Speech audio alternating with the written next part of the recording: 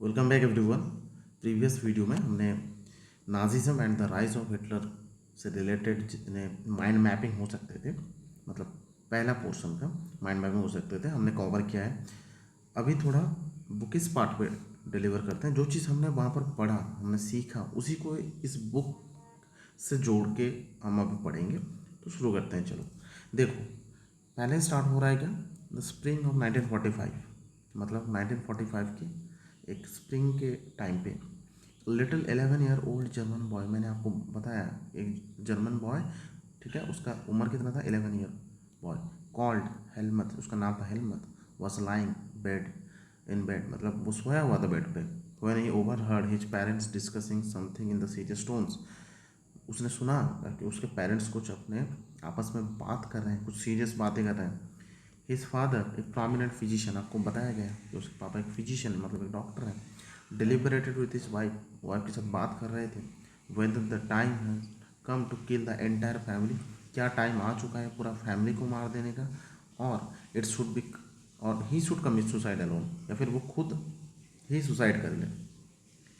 ठीक है, ये वाला बात हो रहा था वाइफ के साथ। His father spoke about his fear of revenge, उसके पापा जो थे वो रिवेंज की बात बोल रहे थे, सेइंग, ठीक है, now the allies will do to us what we did to the crippled and Jews, मतलब वो बोल रहे हैं अभी एलिस, एलिस का बात मैंने बोला है आपको, एलिट पावर्स, आपको मैंने माइंड मैपिंग दिखाया है, यहाँ पर भी आप देख सकते हो यूके एंड फ्रांस, और साथ में बाद में यहाँ पर आपको शायद नहीं दिख रहा होगा पाँच की वजह से, यूएसएसआर है और यूएसए है, ठीक है।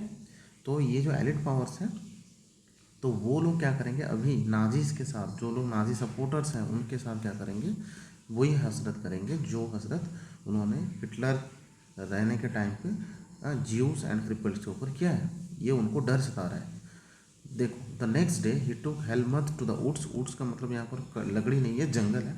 तो नेक्स्ट डे हेलमत को लेकर वो जंगल में जाते हैं। Where they spend their last happy time together, वहाँ पर वो अपना लास्ट हैप्पी टाइम, मतलब बहुत अच्छा कुछ टाइम बिताते हैं वहाँ पर, सिंगिंग ओल्ड चिल्ड्रन सॉन्ग, कुछ सॉन्ग वॉन्ग गाते हैं।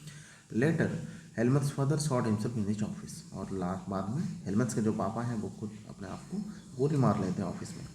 हेलमत remembers that he saw his father's bloody uniform, Helmut remember मतलब उस याद कर सकता है कि उसका पापा का जो यूनिफॉर्म था वो खून से कैसे लथपथ हो गया था। Being burned in the family fire place, और उसको जला दिया गया फैमिली में, एक मतलब होता है ना ठंड से बचने के लिए घर के अंदर ही कुछ फायर प्लेस क्या मतलब रेडी किया जाता है। यूरोपियन कंट्रीज़ में आपको बहुत देखने को मिलेगा क्योंकि बहुत ठंड है वहाँ पर, तो उसी में जल रहा था उनका यूनिफॉर्म। उसके बाद देखो, सो ट्रोमाटाइज, ट्रोमाटाइज का मतलब क्या पता है, ट्रोमाटाइज का मतलब होता है आपका बहुत डर के, बहुत डर जाना, इतना ट्रोमाटाइज हो के was he by what he had overheard, किस चीज़ से, जो उसने सुना था एक टाइम पे उसको पापा और मम्मी को बोलते हुए कि क्या मैं खुद मर जाऊं या फिर पूरा फैमिली को मार दूं। ये जो सुना था उसने, उसका इफेक्ट क्या हुआ देखो, what had happened, he acted by refusing to eat at home for 9 following years, उसने बोल दिया कि मुझे 9 साल तक नहीं खाना है घर में, ठीक है, उसने खाया नहीं है घर में 9 साल तक। He was afraid that his mother might poison him, and उसको डर था कि उसको मम्मी जो है उसको जहर दे देंगी। नेक्स्ट चलते हैं। Although Helmut may not have realized all that it meant his father had been Nazi and supporter of Adolf Hitler, ठीक है, उस हेलमत को ये सब कुछ नहीं पता था कि उसके पापा जो है वो एक नाजी सपोर्टर है, नाजी दल के सपोर्टर है, ठीक है, एडोल्फ हिटलर के सपोर्टर, ये सब कुछ नहीं पता था। Many of you will know something about the Nazis and Hitler, आप लोगों को बहुत सारे को नाजी एंड द हिटलर के बारे में पता है। एक्चुअली उसके बाद ये सब चीज़ें पढ़ने की इतना ज़रूरत नहीं है, आप पढ़ सकते हो, ठीक है, इतना इंपॉर्टेंट नहीं है।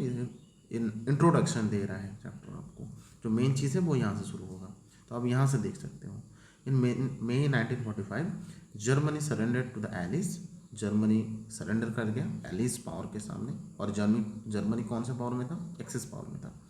एंटिसिपेटिंग, एंटिसिपेटिंग मतलब अनुमान लगाना, ये अनुमान करके व्हाट वाज कमिंग, क्या होने जा रहा है, हिटलर जो थे his propaganda minister Goebbels, Hitler के प्रोपोगंडा मिनिस्टर गोएबल्स जो थे, एंड हिज एंटायर फैमिली, उसका पूरा फैमिली जो है कमिटेड सुसाइड कलेक्टिवली, ठीक है, हिटलर उसके प्रोपोगंडा मिनिस्टर गोएबल्स और उसका पूरा फैमिली, उन्होंने बर्लिन के बंकर पे क्या कर दिया, सुसाइड कर लिया।